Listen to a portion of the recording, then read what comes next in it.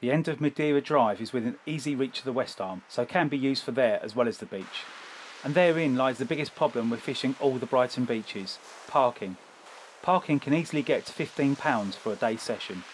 The beaches do see a fair bit of action towards the back end of the winter for place, but parking charges have generally put the kibosh on day sessions and made only evenings and nights within reach of most anglers.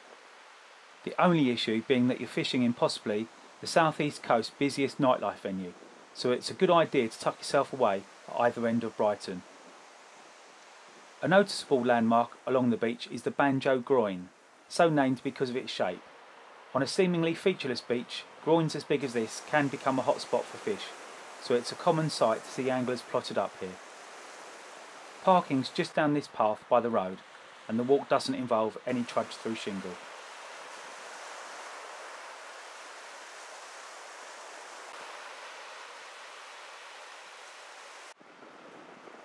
The Palace Pier is the next big landmark, but there's no fishing on it nowadays. You can, however, fish the remains of the old West Pier with a comfortable cast from the beach.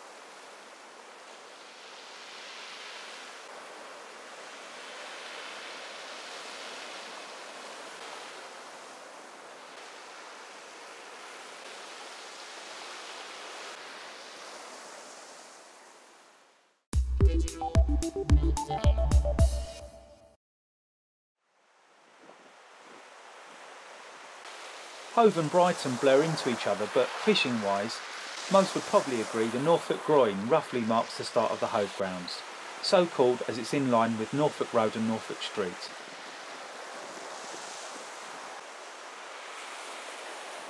A few roads along from Norfolk Road is Holland Road. The beach between Holland Road and the Norfolk Groyne have always been for some reason quite a flounder hotspot. Where the exact hotspot is seems to shift, but in those bleak months at the start of the year, fishing along here could give you a nice flounder amongst the whiting and rockling. All the Hove beaches though will produce on their day bass, smoothhounds, gars, mackerel and the occasional thornback. Moving further out from Brighton now to a quieter spot is King Alfred's Leisure Centre. Parking here is closer to the beach, and there's public toilets at the side of King Alfred's.